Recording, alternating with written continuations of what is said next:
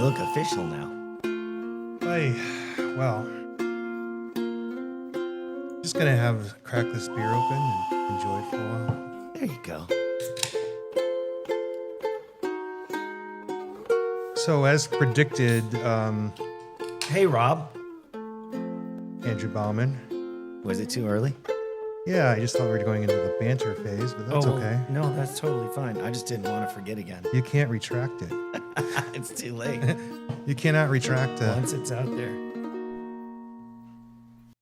So I had some problems with my water softener, and I just unhooked it and tried to go from the least expensive parts to the most expensive parts. And so I replaced the gaskets, but that wasn't it. So it's the whole shutoff valve, which is just a plastic assembly. And you're like, well, it really should be the gaskets, but no, let's spend another $60-$70 on that. Because I was a little bit worried about the shutoff valve just being a plastic plunger. Yeah. Literally anchoring the entirety of all my water in the house. In the house, yeah. Yeah. So it wasn't that long to replace, but now I'm finding that the little board, about the size of a deck of cards. How long has this water softener been softening? Better part of 10 years. So for a little plastic part, that's a good amount of time. I believe this is the second time I've replaced the shutoff valve.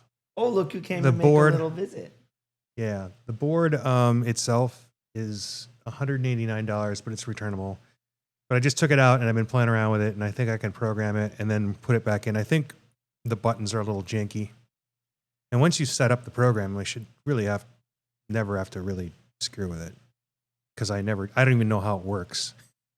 The guy that installed it set it up, you know? So, yeah. Anyway, that's a lot of talking, and I just wanted to sit here and, because it was like, you know, in the laundry room, it's a little warm and you're frustrated. I was like, shirts off plumbing. Because I was just pitting out. You're getting into character. Yeah. Hi, Hazel. I wasn't getting a good enough plumber's crack with my shirt on. You wanted to be more authentic? Yeah. Yeah, method acting? Right. Hazel, all of a sudden. Yeah. Dog of the show, Hazel. Yeah, Hazel. You've never seen her, but she's there. Yeah. Anyway, I hope you have things planned. I don't really. What have you been doing lately, Rob? Living a whole life?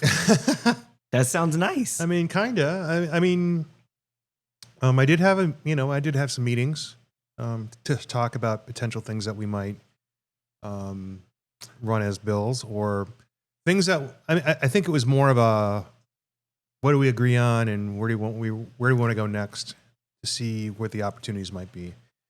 And there's always an attempt to redraft things in our alcohol laws to make them more clear, you know, and sometimes it's like, well, we could continue tacking more bullshit on top of the stuff we have.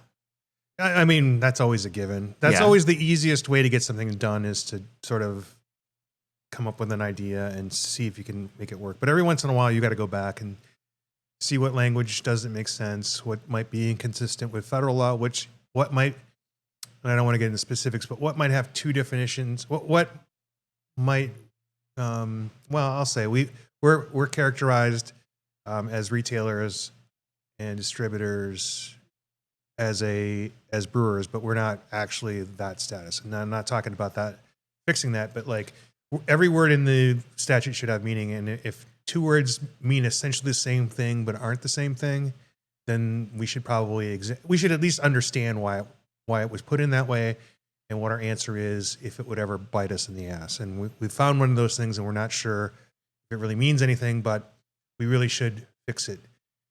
Historically, I was told that there was a discussion about it, and the people at the DLLC maintained that, well, it must be in there for a reason. They must use these two words, and they must have different meanings. And Sometimes that's just not true. Why Sometimes don't you want to just say the words?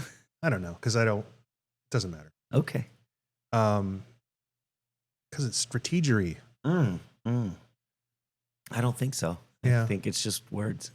Anyway, we had a good long talk about that. We had to talk about some other products and understanding them. I thought we were talking about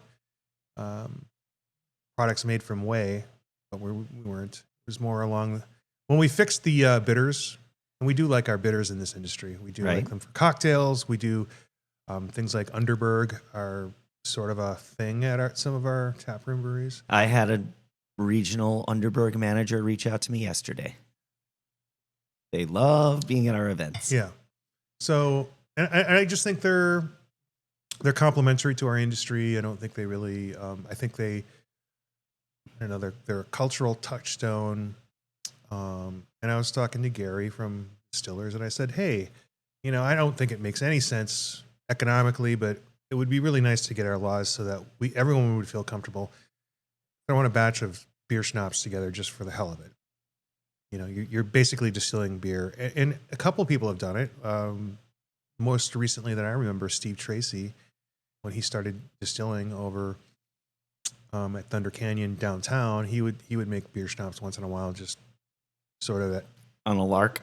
Yeah, and they were really good because you can just sort of taste the analog of the beer sometimes. So you would get you'd get some malt character.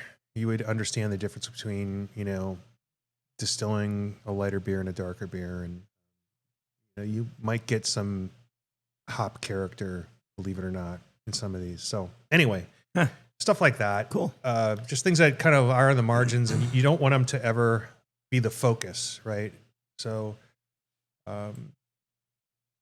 that's kind of what we talked about, amongst some other things. But yeah, that's those kinds of meetings. I'm just kind of, and I need to do those with some of those distillers, the distributors, and sort of find out where we are on things. And this week, going to be talking to the A250 people, America 250. They want to do pop-up taverns, and I don't know if they are aware of the special events, licensing, and all that stuff. So we'll have a call on that, and we'll see. And I'll just merely suggest that throwing a jockey box full of big mainstream beers isn't really recreating the revolutionary tavern, if you will. I think to be fair, they should have a certain amount of cider offerings, and sure. I think to the degree we have some willing people, and I think we do. At least a couple cask beers, Yeah, I love it. Something more English style as well. Traditional. I mean, I'm so we'll see. Yeah. Yeah. Cool. And speaking of cider, the apple tree in my backyard in Flagstaff, starting to noodle on what we're going to do with those apples. I think we're going to try to press them and make apple cider, maybe some applejack. Cool. Have you ever pressed your own apples? I have not. Yeah. You need a device for that. Yeah, I was gonna. I know I've seen one over at the homebrew store in Flagstaff. I prefer to rent it. I don't want to buy a $200 apple press for once every 3 years. I wonder if our friends at the Arizona Society of Homebrewers. They might. The yield is like a 5-gallon bucket gives you a gallon of juice maybe. Yeah. And there's a lot of prep work before that, but it'll be a fun afternoon. Sure. So Brady has an apple tree in his backyard too. I didn't know Flagstaff was such an apple town. Yeah, well, you need a freeze, and you need pollinating plants to be nearby. This is like our 4th summer maybe this is the 2nd time we've had apples. So, and I think part of it is we kind of trimmed up the tree a little bit, and somehow it just kicked into gear. That'll happen. Sure. Yeah. Pruning is a thing. Yeah, but the apples pollinate better with not the exact same species. So right. People have crabapple trees a lot of times, and they're a great pollinator for other fruits. We had a crabapple tree in Wisconsin. It was kind of a pain in the ass. A lot of fruit dropped. A lot of crab apples got mowed by the lawnmower. We had walnut trees. Walnut trees, yeah. Like 6 of them. Yeah. Those things are messy as hell. Yeah. Yeah. Giant fruit, hard nut. You don't want to run over that with your lawnmower. No. It's not good. Tom and Jill have a pecan tree in their backyard, and their dog can shuck pecans. How fun. And Hazel can shuck sunflower seeds. Nice. Yeah. Does she just put it in her mouth and then spit it out? She eats it, and all of a sudden there's this seed mostly intact. So, cool. Yeah. All right. We should talk beer a little bit. Okay. All right. Andrew Bauman. Hey, Rob. There you go. We're there. Yeah. All right. Since festival time is January through June. Sure. I've been spending my days working on our website. Right. I've spent a lot of time doing more visits to our breweries. Mm-hmm. Mm-hmm. Focusing on getting social media activity. So not only posting and telling the world about the great things our breweries do, but also liking and commenting on their posts. This is a job. It is something that way back in the day when we started a website, we had a company do it for us, you know, and then you know, we would contribute to it, and then we get focused on events or focused on legislation, and kind of went to the wayside. I know a lot of our members do appreciate it. It would be very much easier if they would send us stuff especially with some context, but we'll see. Maybe they'll get there.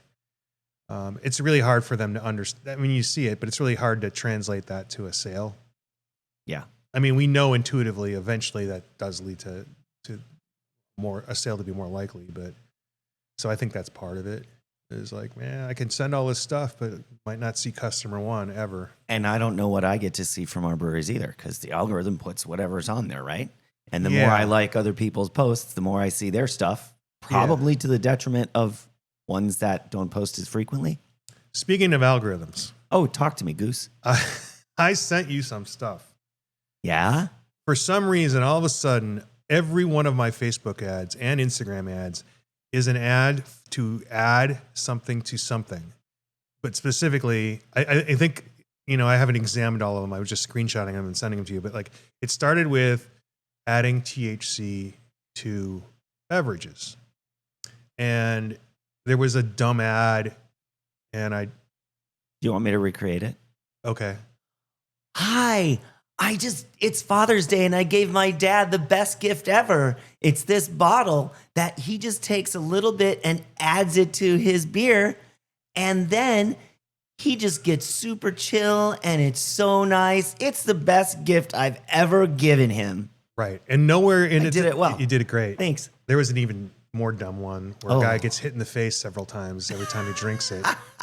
It's the same company. Okay. Anyway, it doesn't tell you what it is. I mean, you really have to dig. At all. And it's THC, and they're showing it, pouring it into an alcoholic beverage. Yep. And this is, you know, I guess the government saved us from ourselves, so we can't create it. You know, we can't incorporate it into the alcohol system, and we can't have our bars and restaurants monitor consumption in a reasonable way, and we can't work towards the lowest dosage that people will consume and enjoy themselves over the course of a day.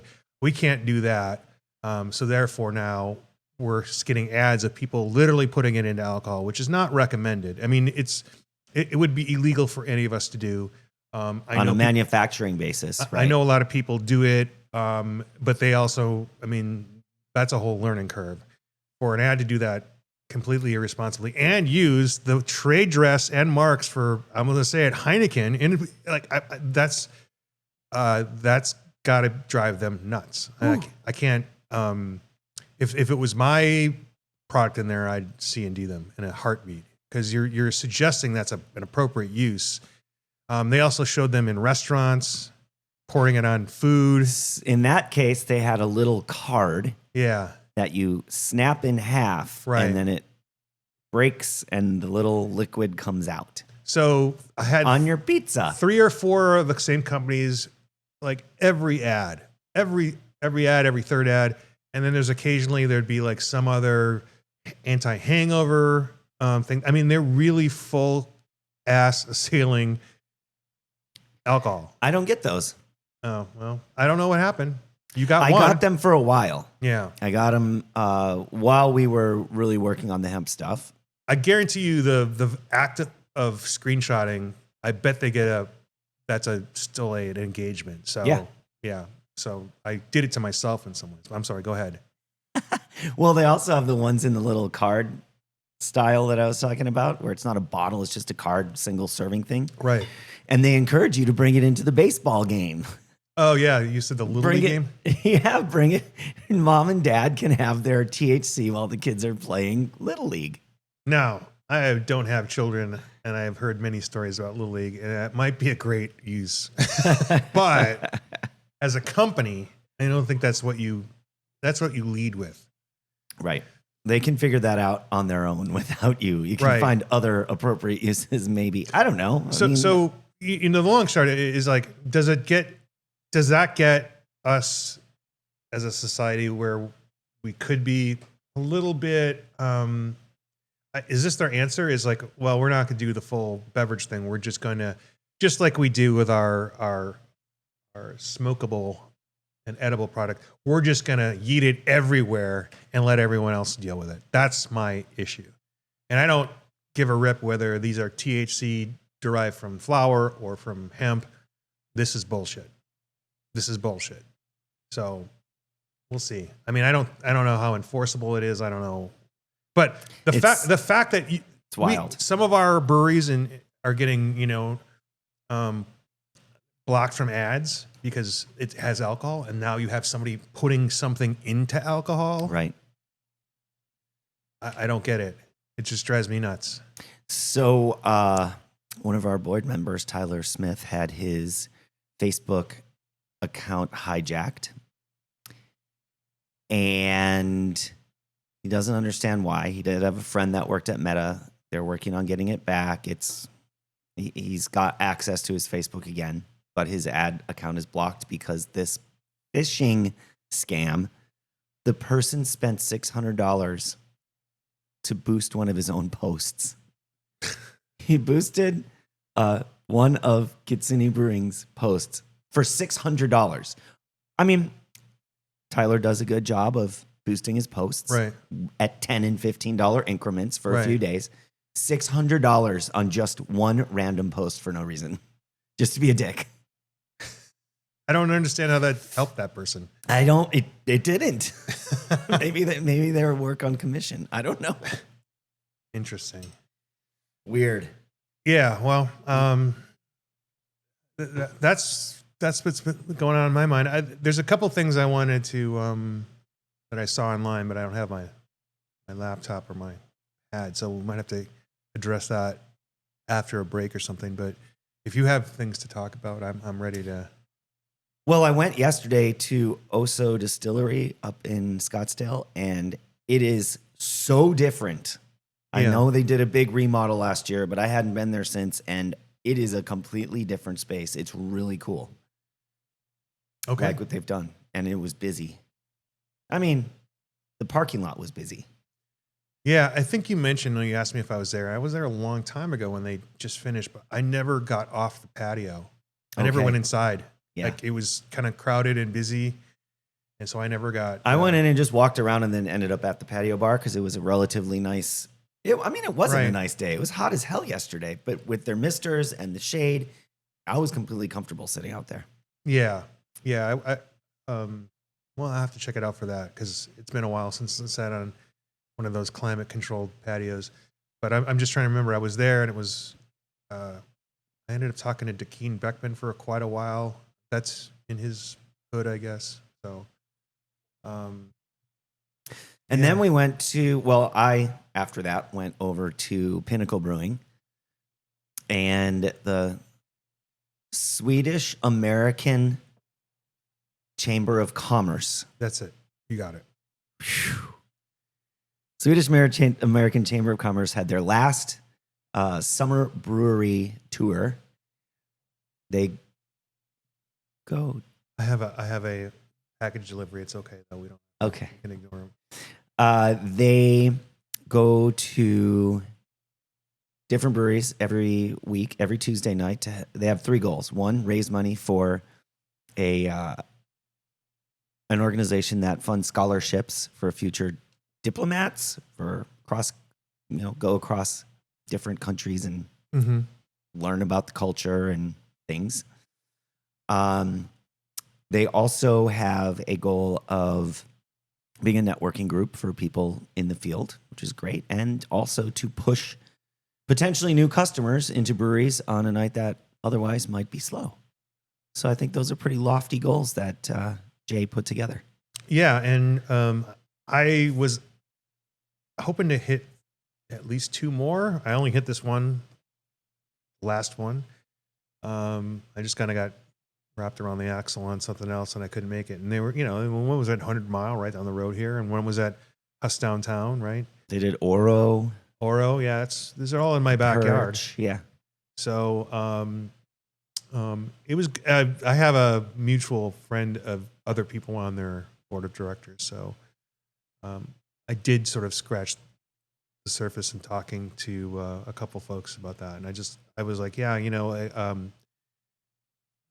now that I have this other role, I kind of want to dig in deeper into what you guys do, and since they reached out and have been doing things at our businesses, I wanted to understand a little bit more about their business. And it was, it's mostly, as you would expect, it's mostly in mining and in tech. But those are industries going in 2 different directions. Tech is starting. Tech hardware, chip is starting to see some struggle. There's been some layoffs, and mining, I don't know. Those tariffs could somewhat benefit mining here in the state. I don't know. I mean, they're speaking of tariffs. Oh, hey, we are officially under a 15% EU tariff, so that'd be specialty malts, hops, all that, and yeast. And I know that the administration has put out something like a record amount collected in tariff revenue. Those are taxes collected by U.S. citizens. From U.S. citizens to the U.S. Treasury. Right. Record numbers. So great. Right. We have been taxed a record amount by our own government. And so this 15%. I mean, it all depends on your look at it. No. Maybe the governments of those countries are paying those tariffs. That's not, there's no mechanism to do that. It's not accurate in any shape or form. Just plain devil's advocate, bro. They either immediately and preemptively raise their prices, or some do absorb it for a while, but these are extended out, like for a longer period. This 15% tariff, like literally, the EU just agreed to it because they don't give a shit anymore. They don't want to do business with us any longer. Their products, they've been working on other markets. They don't need the American market, or they built in the stability of a long-term 15% for something that they might ratchet down or up, because if they get too much of a deal and they talk about it, it drives the old man insane, and he has to change it. And I'm not just making this up. This is documented in the fact that he ripped up NAFTA, created the USMCA, which is almost the same. But it's terrible. And it's then horrible he ripped for it America. up, and then he ripped it up again. It's his own deal. So they literally said, like the Fed chairman. They literally said, They literally said 15%. Okay, fine. Energy credits, great. Put out whatever number you want in there, because we're only buying 80% of it, because this is all we buy anyway. Mm-hmm. So there's no deal. And did you not read the book? the you know, people may not notice because we'll just stop making the really nice Golden Promise. Oh, that's the UK. It's the same situation. Yeah. We'll stop using continental hops and continental grains, and I think our beer will suffer to some degree. I think Our breweries will suffer. I guarantee you that malting companies are not absorbing the additional cost of tariffs. That's just not a thing they can do. They don't make enough money to absorb an extra 15% cost on their goods. No, and looking at the chatter from our colleagues, like some of the large states, 400, 500 breweries, with conferences where they have 500 people show up and they have 120 vendors and they have, a ridiculous amount of brewery show up. Their sponsorships are being pulled back. And that's the tariff. Right. In combination with a downturn in our business. But I mean, the tariff has got to be like, well, we're all sucking this up now. No, you're going to buy what you're going to buy. Especially if you're like Malt Europe and you're not going to roll out some nationwide campaign for people to buy more of your malt. I mean, It's spending a lot of money to, in effect, say ignore this ridiculous policy and just go about doing business as usual. It's not going to happen. Yeah. So, we'll see. Weirman, very popular, very high-end grain that many of our breweries use. Exactly. Exclusively. Yeah. They won't change away from it. They're just going to have to increase prices. Right. So that's not great right now. No, and you're used to seeing the same pint price for a lot of places. Occasionally, things like barrel aged and triple IPA or some that might signal like, well, I might have to pay a little bit more, or I'm getting it in a 10-ounce glass. That's how we fix a lot of that stuff. But I mean, you want a heritage lager using those European ingredients. You want to feel like you're, in a beer garden in Munich. You're gonna have to pay a little bit more. I can't imagine how they're gonna absorb that. I mean, it sits in the tank a long time too. Yeah. So big concerns for me on that. Locally, I ran into someone today who was trying to do a political action by getting a referendum for Tempe's park rules, and they are being supported by Bottle Shop 48. So I just wanted to shout that out. They have someone sitting at Bottle Shop 48 taking signatures today and tomorrow. Yeah, we should parse through that a little bit. It seems like this increase in fees and enforcement has been a response they thought was somebody in the council, or all of them maybe, thought was an ingenious way to stop homeless people from migrating in areas where food was distributed by people with good intentions. I mean, I don't think anyone gives away food with bad intentions to homeless people. But you can imagine where people in neighborhoods are like, well, there's just people hanging out here all the time and there's no event today, but why would they stray too far away from where this is? And so the whole thing was like, well, they wanted to look at their special event use case thing and or the way they do special events. And generally people interact with special event licenses when it's a city park or something that's managed directly by the town or the state. That's how we have come to know that the for process. Festivals. Yeah. Larger festivals. But in some cases, if you have something on private property, you do need to interface with the town because of parking, road closures, and things like that. But it sounds like they want to do it for every single thing that doesn't fall into the business use. So if in the past you could get, say, a strip mall owner open up a parking lot for some sort of, it doesn't have to be a beer fest, it could be a craft fair or whatever. Art fair. And it really doesn't impact the city because the amount of traffic isn't enough to really warrant traffic control or blockage of streets and all that stuff. So whereas I think to the letter of the law, you probably should have gotten a permit. I believe they were relatively inexpensive, but now they're $250 and for everything. If it doesn't fall into the use of your business, then you need to do this. And this is where, when we have our event at Tempe, the historical Arizona Heritage Museum in Tempe,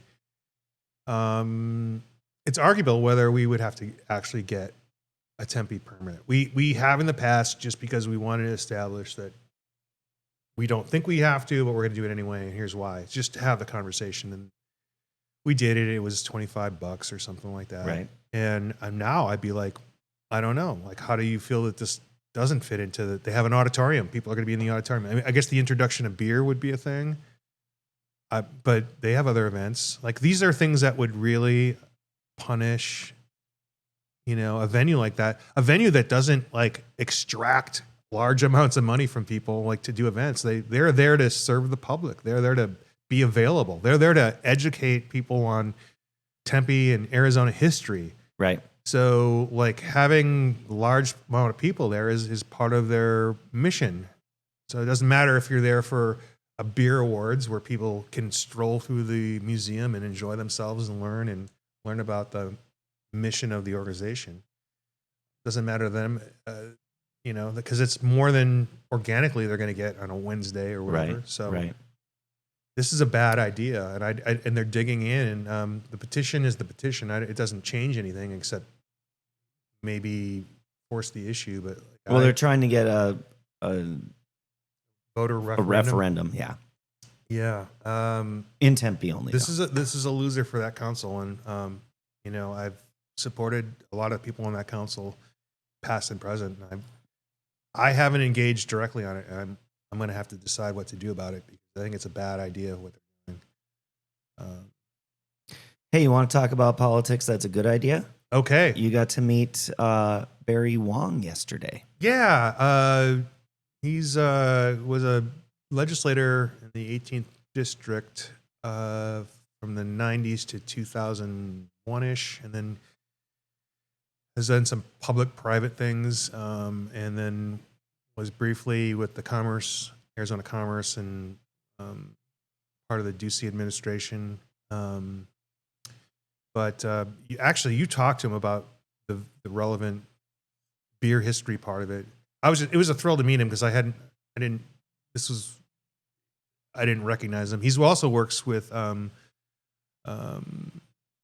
people that I know, obviously the people at SACC, with people at Arizona Commerce Authority, people who work with businesses and government to arrive at programming and grants and funding and advertisement to get business moving. That's sometimes us, right? Right.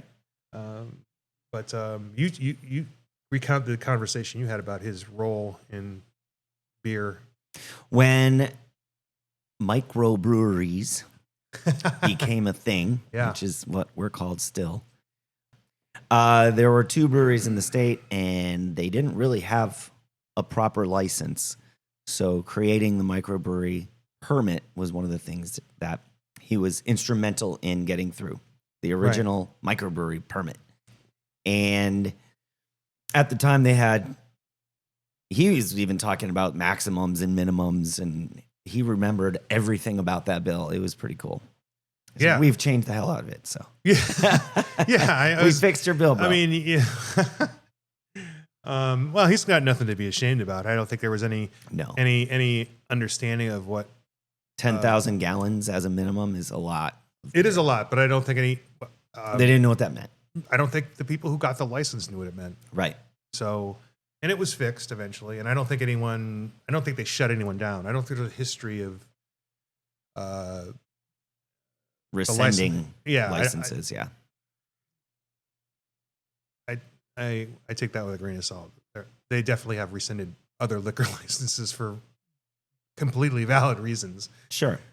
But in the case of an administrative piece, I don't think so. But they've definitely said, hey, if you don't fix this, you don't get this extra license that you really need, and you need it from the beginning, I think then they're going to do some stuff. And people generally complied.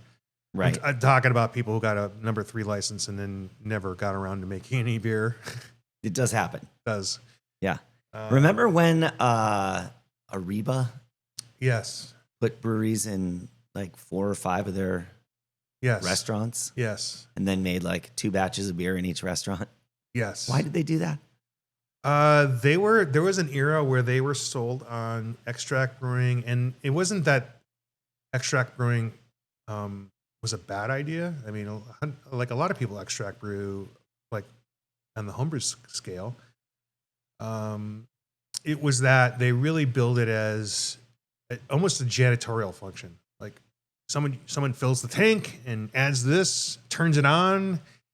It was very, like microwave oven kind of technology. Sure. Yeah. And I think that's what really killed them. And I do get those ads in my feed. You my, can put a microbrewery into your restaurant in only 100 square feet. Really, they're bringing those back? It comes up in my feed every now and again.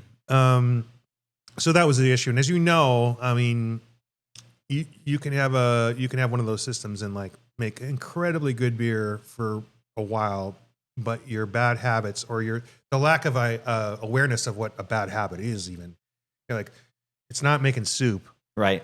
When you're done, cleaning it, there's microorganisms that never go away. Hoses, pumps. Yeah. Those things exist in those systems, and they don't really give you a good way of cleaning them. Right. So that was, I think, what they ran into because like I remember having it and it was like, it wasn't the greatest, but it was, like they were pushing it. I mean, I'm eating a Mexican meal, and this is before a lot of people had awareness of the difference between craft beer or micro beer, small batch beer, small breweries and large breweries. Like, well, this is okay. But those things catch up. And so like they were notorious for just suspending their license for a long time. And I don't know any of the intricacies of it, but like I do remember when we talked about limiting the number of licenses, their name came up, and I was like kind of cavalierly like, they have a license in name only. Like they've been shutting their locations down, and for a restaurant like that people naturally gravitate towards Modelo and a Mexican brand beer. I mean, their distributors had to be hating on the idea of them just literally cooking beer. But they're creating a solution where there is no problem. I mean, I don't know. Like, I don't know. Like, but I mean, I'm all for people putting breweries. I don't know that they looked at it as. I mean, I don't know. I can't put myself in their heads, but like, it wasn't. It's probably marketed as a way to save money or make more money. I'm not convinced that was the reason for it. Like, that's a lot of locations, and somebody probably was a fan of craft beer and the upper side of the company and said, let's do it. Yeah. I mean, cause it is a really inexpensive solution, but like when you're talking about 5 or 6 restaurants and having a program, I mean, that was somebody's baby, right? Yeah. So I know people that had it would probably be like, oh no, it used to be shit on and all that stuff. Like, we just never had our organization, as I know, never had an opportunity to reach out to them and understand what their whole purpose was. But I mean, now that we've lowered the minimum, I mean, we sort of opened ourselves up to this again. And I would hope that there's a wider base and a larger body of knowledge about what good beer is and all that stuff. So I'm less concerned about it. Especially, some of our customers can be brutal. So I don't think that somebody making a lot of bad beer is going to be a drag on our industry. Yeah. Like it was back then. So. I don't know if you know this, but. Oh, I know everything, Andrew. There are 2 big beer stories right now. I don't know what this is. One is Hulk Hogan. Oh, okay. And his Great American Beer. Yeah. which real is American. Real American beer, which is You can be a great American, but if you're not a real American, it doesn't what count. kind of American are you? Oh my God, so terrible. That beer is continuing despite his passing. Okay. So that's one thing. But there's like a $10 million lawsuit Okay. surrounding intellectual property of that beer, and not on the marketing side. On whoever they chose to contract brew, there was some lawsuit. I don't know the details. Can I just? I've thrown some things out on social media about this whole, and I've said it, but I want to make something really clear. I have definitely said, here's a guy who stopped drinking, opened a brewery, and then pretended to drink to push his beer. I want to point out that I know a lot of people who work in this industry that no longer drink. My point is, I don't see any of them literally shotgunning a beer on CNN to sell their beer. Yeah. Okay. So there's a difference. I totally have respect for people who have decided to not drink in an environment where they are more vulnerable to, slipping on that commitment than anyone else. And they have they have a fine line to weave in saying, I own this company that makes this product. I choose not to drink it. That's a really fine line. And I think everyone that I know that's in that position has made sure they're not forced into a situation where they're going to have to. And generally, when that happens, these owners of breweries that are living a sober life really lean on, they get satisfaction in the jobs that they've created. Yes. In the community that they've built. And they still feel part of the organization, even though beer is not their focus. Right. Well, it's also bartenders. It's also people who are not necessarily in a direct ownership or have a minimal stake, perhaps. But those people aren't then looked at to be like, oh, you should be drinking. No, I'm just saying, like, they look at the job as community, and they also are the first to recommend having non-alcoholic options. Yeah. So I hope no one ever. I haven't heard any pushback, but my whole point was this guy really had no rudder on his boat in terms of. And there are other stories that support that. I mean, we're not necessarily debating him, but that beer is going to continue. So you can rest assured you can still get. Did hear from somebody online who talked about it and said that it was actually not a phoned in ton of beer, but this goes back to the original contract brew that they had. So there are people behind it that understand beer on the beer side. Mm-hmm. I've never had it. Apparently it's available. I just haven't had it. I don't remember seeing it, but I probably wasn't looking for it either. So. Yeah, I'm not going to go out of my way. Yeah. And the other big national beer story is King of the Hill Alamo beer was supposed to be released yesterday. Uh-huh.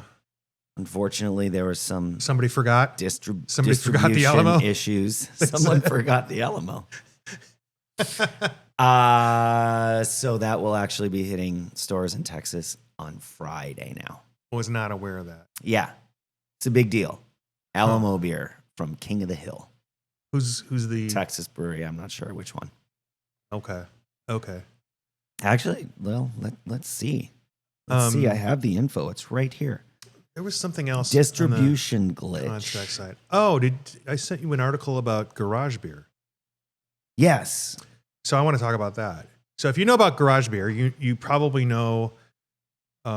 Well, you might know of a garage brewery in California, which is not it. This is a brewery. This is a brand made by a brewery in Ohio, and it was just called Garage, and it started selling really well before the Kelsey Brothers. They say Kelsey, but it's really Kels. I'm cursed by this knowledge. Just like I know that it's Chuck Knoll, not Chuck Knoll, but there was a Chuck Knoll head coach, and so like you just roll with it. So. Right. Anyway, they got on board as sponsors and investors, and took their marketing up Crazy. But this is a beer that sold exceedingly well, beat the market, making a light lager, American style. I don't know, like for lack of better things, that upscale bullshit beer, right? But it did well, and there was a Vine Peer article, and I don't recall who wrote it, but they talked about how the head brewer of that beer said, I actually prefer, and I think a lot of people who are beer aficionados prefer the old version, but we changed the version because the focus wasn't on people that we know, the focus was on people we don't know. So think about this. And I think about this in particular to entire categories. Like, we're reaching by making the best IPA or a subset of the styles of IPA. We're not growing the market. We're just regurgitating the same crowd. And this article was written by Evan Rail. Oh, Evan Rail. Yeah. Okay, so he's a well-known beer writer in Europe. If you ever go to the Czech Republic, he's got several pieces that you should read. Yeah. So it was unusual. Thank you for pointing that out. It's unusual to get this kind of a piece from him on an American brewery, but as a skilled beer writer, he rolled with it. But the whole concept of saying, this is a good beer, but we could sell a lot more of it if it wasn't so good of a beer. And I think my thoughts on this are sometimes I'm sitting and we're drinking beers and someone will say, well, what do you think of that? And I literally have to change my brain to sort of get into it. And, sometimes it's fine. Sometimes it just takes me out of the whole moment. Right. Right? Like, and I have my 3 beer rule. Last night when we were at Pinnacle, I had the German style lager, German Pils. And one of the owners talked for a while and he said, what do you think of that? And I said, well, I think it's just fine, but it's not going to stop me from getting something else. There's also a fork in that reality where I said, this is great. And then I never get off of it. Rachel Benkowski was at that event last night. Yeah. She had a flight and said that she couldn't believe how perfect to style the Czech Pils and the German Pils were. The Czech Pils I thought was better. And I thought, I got their Helles. I went on the lager tour there, which is four different beers. I saw you had the Tempe Pivo, so that I didn't have that. Yeah. That's a Czech style. Czech style dark lager. Yeah. Absolutely awesome. Yeah. And the Rauch beer. Did I say it right? I don't know. Okay. Yeah, no, but I preferred the Czech style. I preferred it, and also I thought it was more to style than the German. Anyway, the 3 beer rule is if I have the same beer at a place like that 3 times in a row, means I'm having a good time where the beer is excellent because I don't have to think about it. Right. It's the right beer at the right time. Yeah. As opposed to like, all right, well, what was your favorite beer of the night? And they lined them up, then you'd have to sort of dive in. And those are like 2 different things.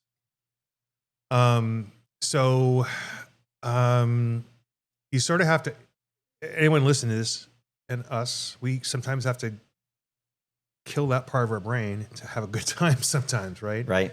And so I can understand. It's like restaurant managers going out to eat. Right. All you see is the annoying things.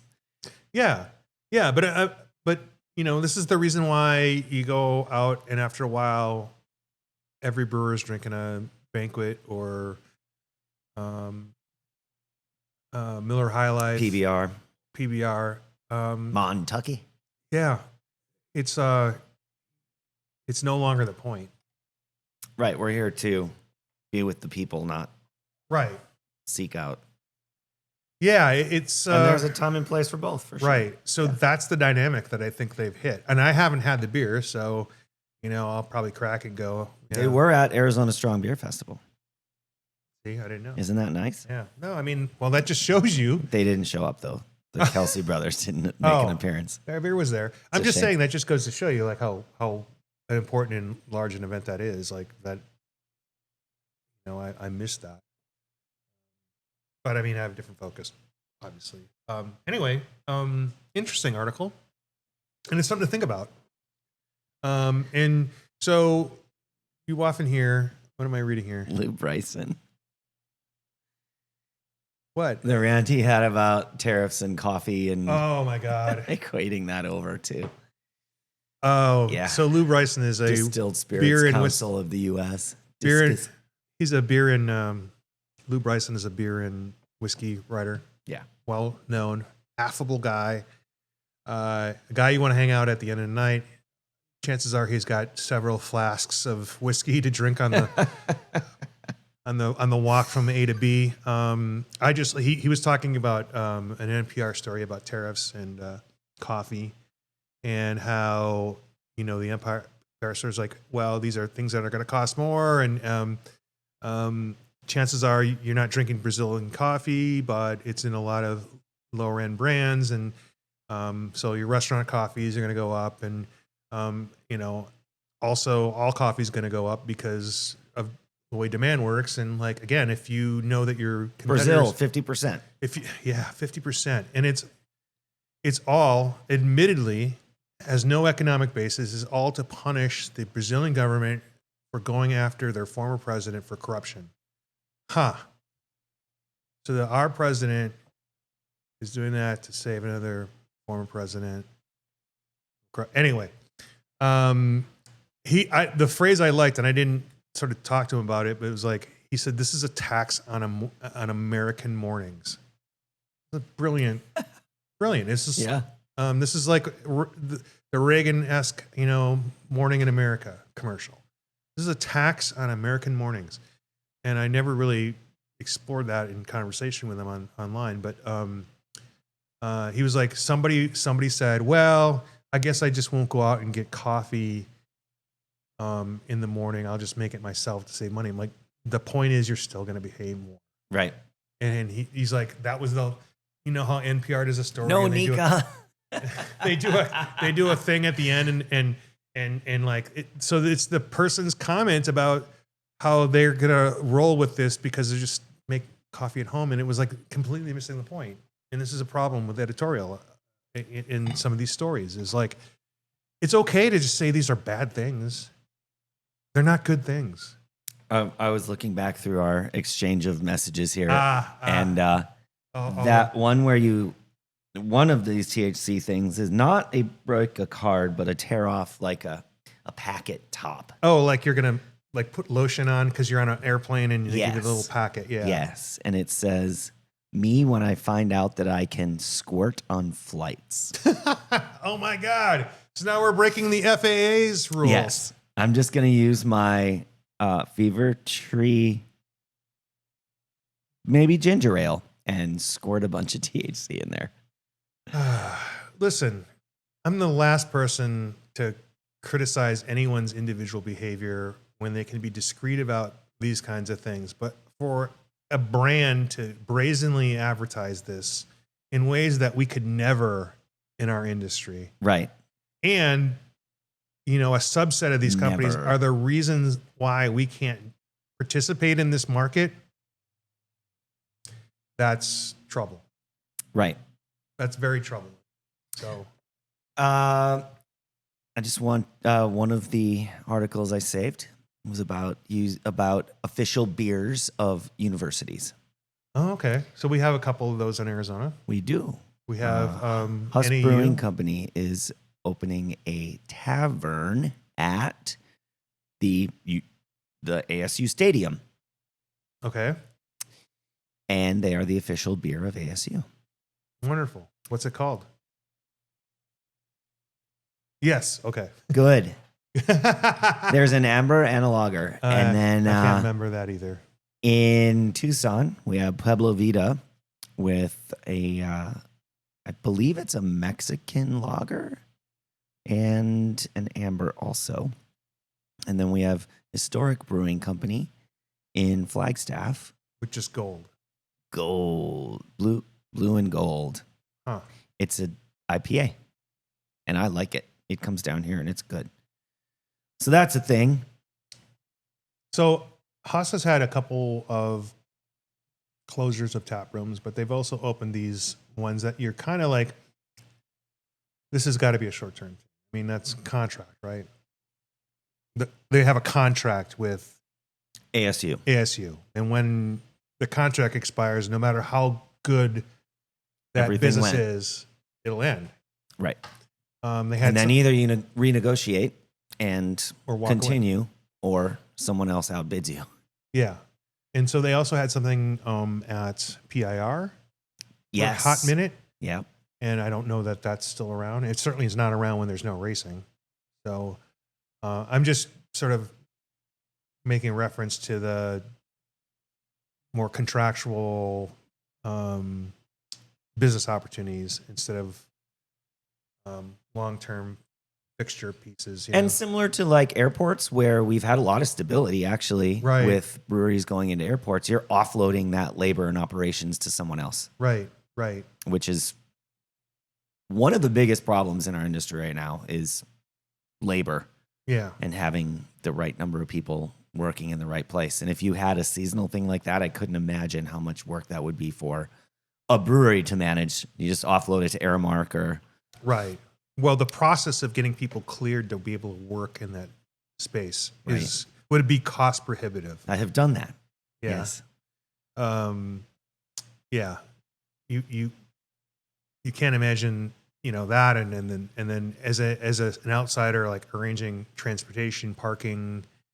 All right. Little story about Bonnie Bauman. Okay. Queen of the podcast. She had a server staffing company and they did a lot of work at Super Bowl and associated Super Bowl parties around. So we posted up at what was then Fire Sky Resort in Scottsdale, and all of our employees had to come through and get fingerprinted and fill out all the info for an FBI background check so that they could work for a caterer or potentially a bar at Super Bowl.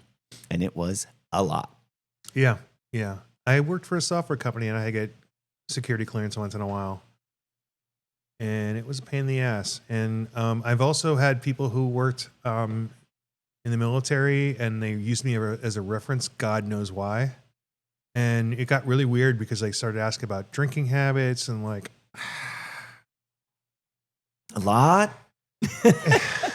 I know. It got to be like, well, we had dinner. Oh, so you could tell they were really trying not to disqualify.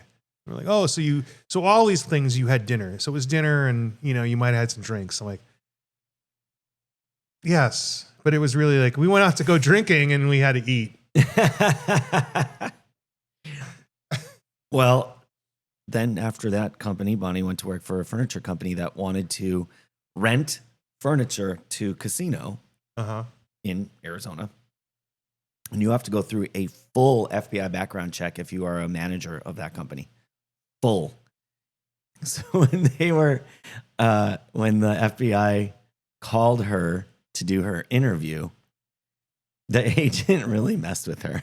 It was like, so you're saying this? And she's like, am I not supposed to say that? And he's like, nah, I'm just messing with you.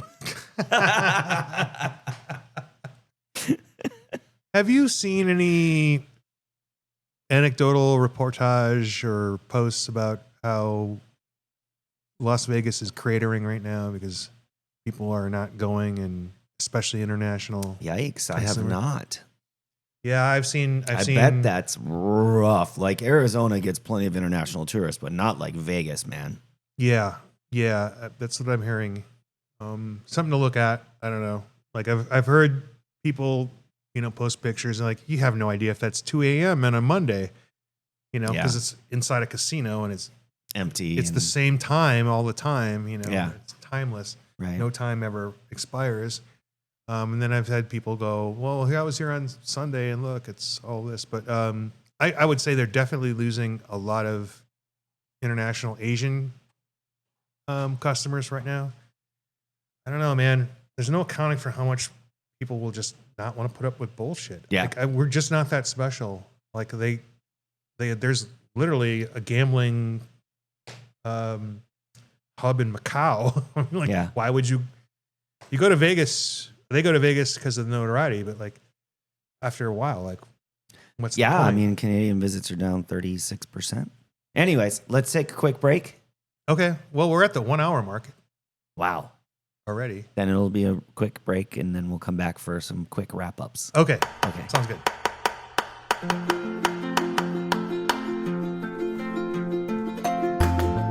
Arizona is a wildly beautiful place,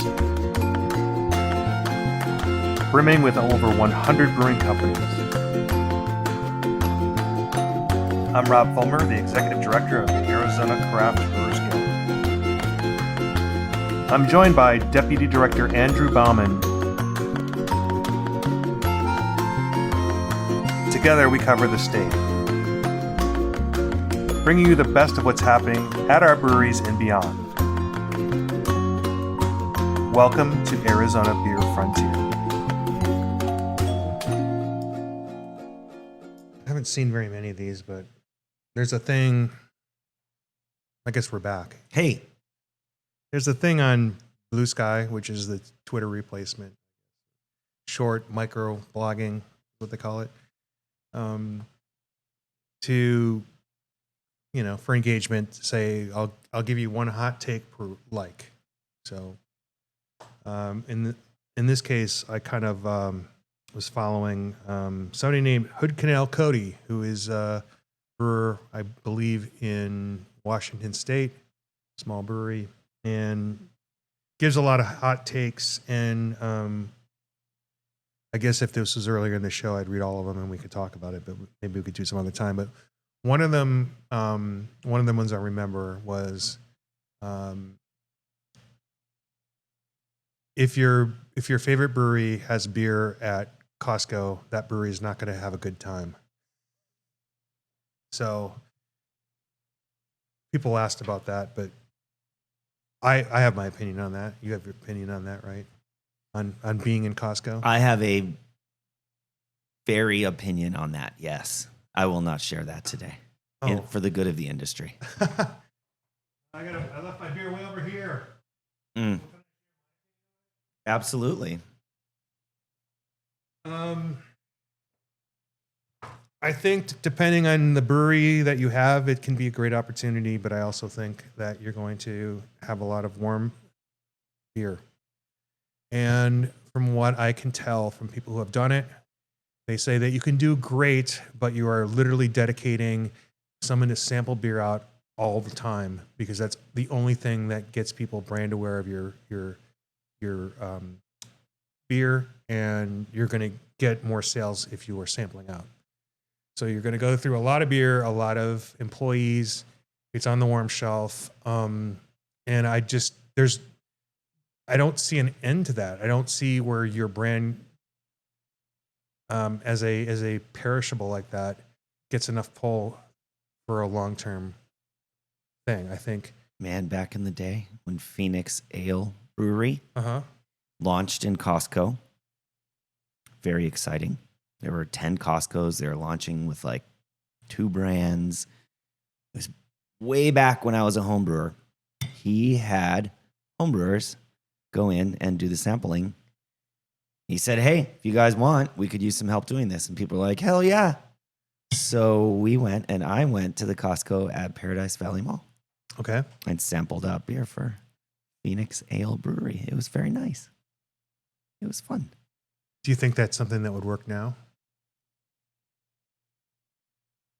No, there's not enough people in that club anymore that have time to do that are willing to give up a Saturday or a Sunday to do it, Yeah. I mean, it's very labor intensive. And Costco They're doesn't buy things at the price that other retailers buy things at now. Yeah. The other point was they're going to continuously renegotiate all the time for a lower price. I have seen these things. Yes. So, and also very distinct exactly what kind of packaging you can have. So this is other things. This is in contrast to wine and spirits, where they really don't. They have a wine person who's really admitted that they treat everything like a commodity and like it's toilet paper. Nevertheless, they have great brands, but the thing is, you know, due to the nature of warehouse storage and all that stuff, those things can just sit, and they have their own timeline on this. They don't need brands to stay; they just need brands. So, and that's not, you know, I mean, as a consumer, I mean, it can be a great thing. I don't know. That was a great take, because like a lot of people look at it only from the consumer side and they don't understand what it takes. You will not sell if your brand is not well enough known, and like even Fort Peaks has been on and off and on and off, right? I mean, they got to be the most well known Arizona brand. You're going to have to devote a lot of time on it and a lot of negotiation, and this is the same sort of argument that people should have about what's that coupon company? Clipper. Groupon. Oh, Groupon, sure. I've talked to somebody who said there's very few people who have used it to their benefit, because you have to do such a steep discount. And so it was like, here's your coupons, and I don't remember what it is, but you're not getting anything in revenue. So your whole job is, as soon as someone comes in, you have an entire script, and your staff is dedicated to converting them to a customer that buys something else immediately or comes back. And you really have to be dedicated to doing that. And like very few people end up doing it. And unfortunately, this has poisoned the entire sort of concept about discounting and is the Groupon model. What do you think about like passports? Similar? No, I think ideally each company should be able to arrive at some sort of program of their own that can be communicated in a coupon or a passport program. Unfortunately, the logistics of that for the passport company are tough. I think they just want one standard deal, easier for them to communicate. But I mean, for the businesses, I think they should be able to write whatever deal they want. Now, we've done that for our coupon books, and there's a lifespan because, again, people don't tweak those. People don't understand them. The entire point of being in a coupon book is to bring someone into your place. And after that, it's your job to convert them to a customer. Doesn't matter what's on that coupon at all. At all. In fact, your best experience is someone going there and not giving a shit about the coupon because they either found something they like, or they look at it and go like, why did I want 50 cents off of this? Or it's trivial. Yeah. That's your ultimate thing. And, that's what some of our businesses, when we put those together, didn't have in mind. I think they didn't give it a lot of thought, or they gave it too much thought. And you don't have to discount your beer. You offer so many other things. There are other things that you can provide besides that. So it's an advertising campaign. It's someone seeing it and going, I always wanted to check that place out. Here's my reason. Right. Again, after that, after the sale has been made, and as soon as they arrive in your door. Right. That's a hard thing for people to understand sometimes. So It takes nuance and training. Yeah, well, and that's the problem when we, as the guild, put that together, is like people go there and they go, well, I went there and they don't know what I'm talking about because the person that wrote the deal didn't have the ability to train all their staff or communicate that. Turnover happens. Right. Yeah. But also people write the deal with us and forget about it. Oh, I know. So, but I think they're valuable. And I think You know, I. Hey, our breweries need to stay open this summer. Mm-hmm. So go into a brewery and buy some beer. Right? Yeah. Yeah. Yeah. Buy it there. Buy it there. Absolutely. So. I saw a little article. Top 10 best beer names. Okay. Which I really hate, like the top 10 stuff. And now it won't let me look at it. Well, cool. Never the, mind. You remind me of another take. Yeah. This guy had. Oh, Cody. Okay. He was like, because he's got some distillation in his background, and he's like, you know, if you can get your staff to understand and blend beers, like you're going to have a much better experience. And his whole thing when it came to beer names is like, and if you come up with a blend that sticks, it's another reason to name a beer, and that's one of his favorite things is to name things. I know a lot of people hate that part of the. You hate it? Yeah. I don't mind it. I come up with names all the time, and sometimes I give them away, but they hardly ever stick. Yeah. But I'm never under the gun. Like, well, we need a name for this tomorrow, and you know it's going into a can, and we're going to pitch it to, you know, Kroger. That's that's not a pain point I have. So Sometimes it's very odd that they put that onto brewers.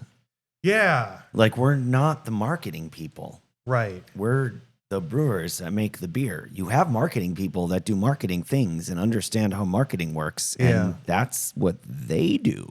Why would you have the brewer name the beer? Because Sometimes it's the like same you person. Said, sometimes they love it. Yeah. Sometimes brewers are like, oh, that's fun. Like when I was at the Perch and we were just eating out beer after beer after beer. Yeah.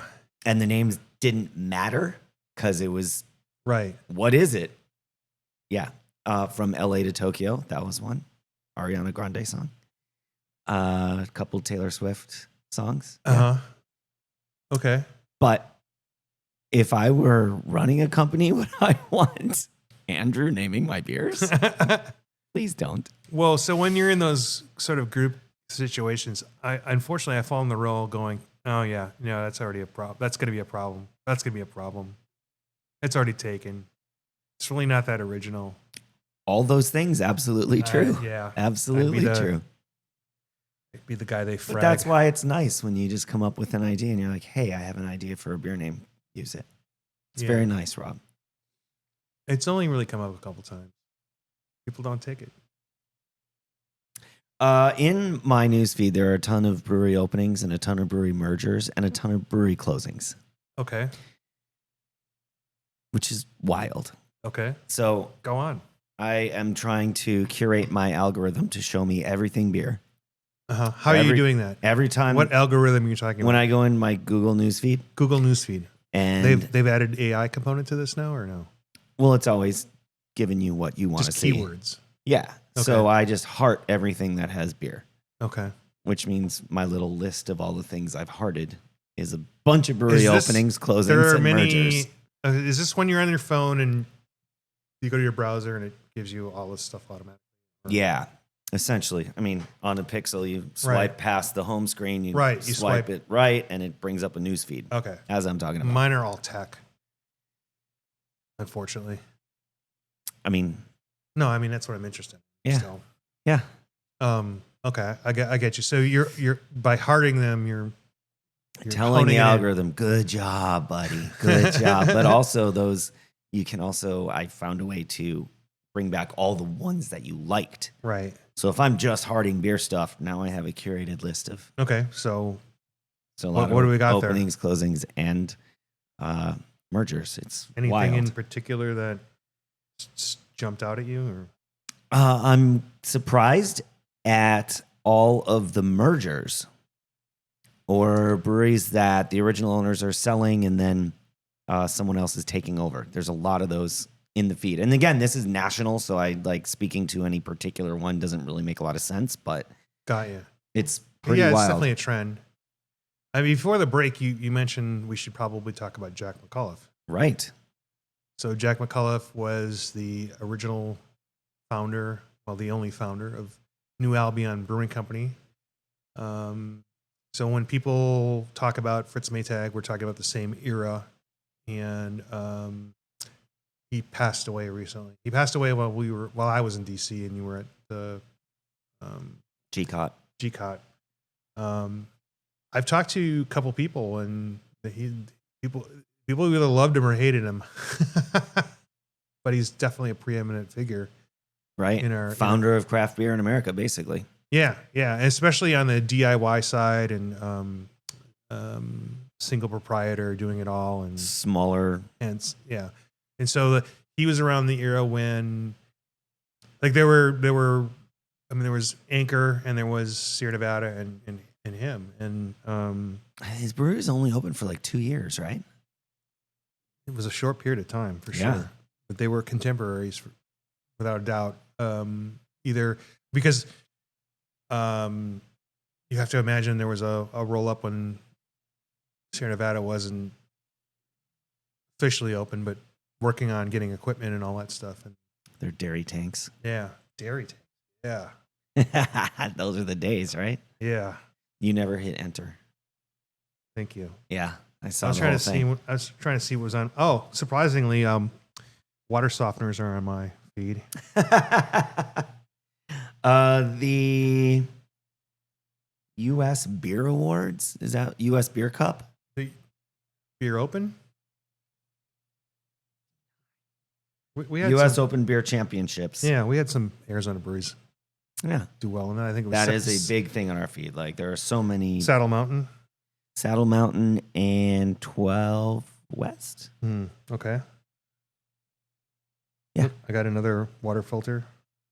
Oh boy, water softener.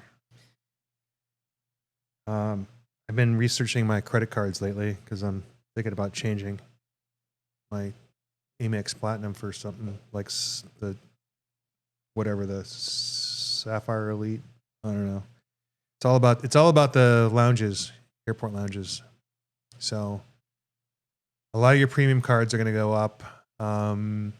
Everyone is trying to create more value in the lounge space. Right. But prices are going to go up. That's all I can gather from it right now. They're going up this fall. So if you have a card, time to take a look at examining it and seeing what you're getting out of it. My biggest beef with my Amex card is they changed the guest policy and I couldn't bring a guest in. And then I could because I won't name the figure, but then I'm like, well, I'm not going to do that forever. So I'm not going to spend that much money on a credit card or credit card processing. Yeah. My job has changed, so I'm not running it through that as much.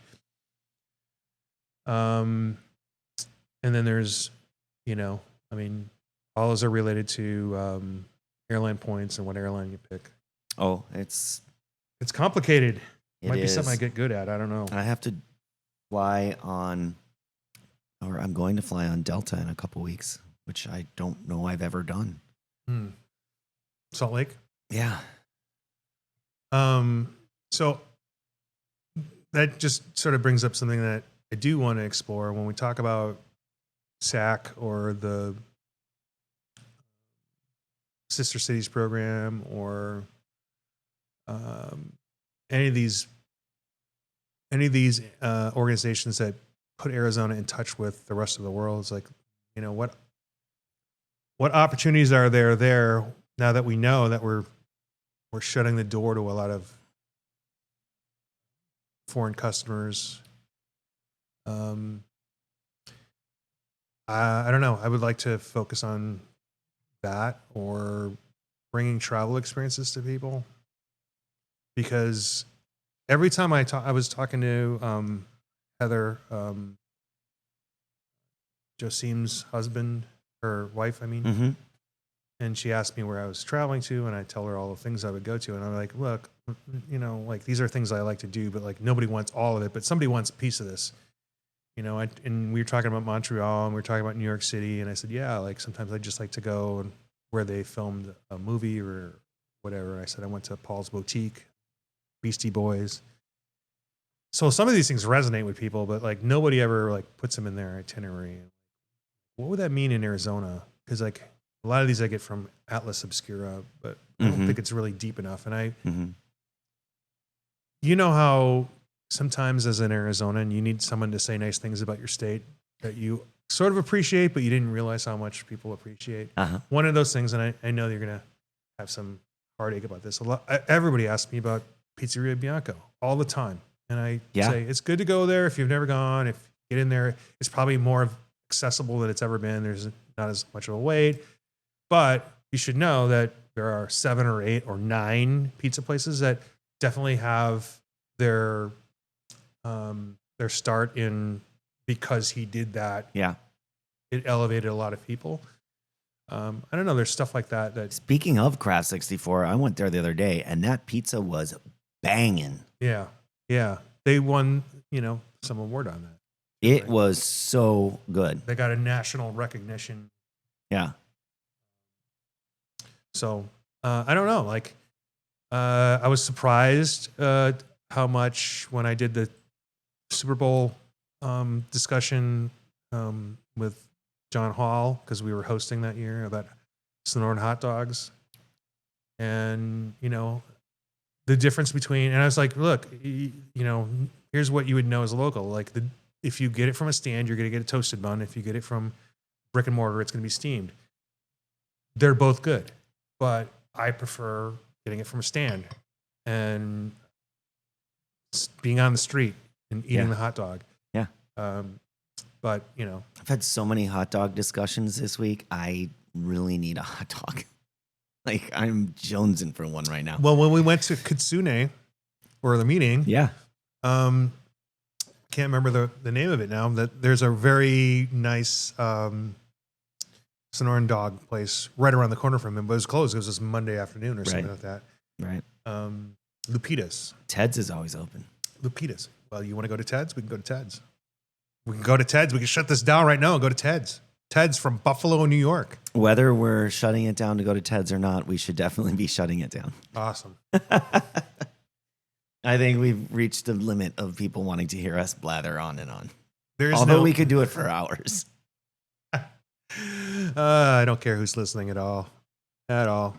Good to spend some time with you. The remote thing works, but it's not as cool as hanging out. Yeah. So. All right.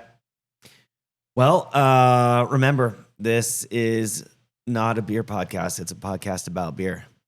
Right. And sometimes the beer finds you. Even if it comes from Pizza Port Brewing Company in San Diego, where you go to the brewery and watch an Arizona brewer do a collab with them. Yeah, I got to find out what the status of that beer and when it's coming to Tucson. Yeah. I know you're going down there in a week or so. Yep. So maybe reach out and we'll figure it out. But this is the last of my San Diego stash. And as you know, I don't put beer on planes anymore. This is only because we drove. You don't put beer on planes anymore? No, I don't bring beer back from. I didn't know that was a hard rule with you these days. Pretty much. Huh. If I got to check a bag, man, my trip is ruined. Could not agree more. Absolutely, totally. All right. Thanks for listening. Make sure and smash that like and subscribe button. Did I do it right? Sure. Smash something. If you see us put a $5 bill in our pocket, that works too. Cheers.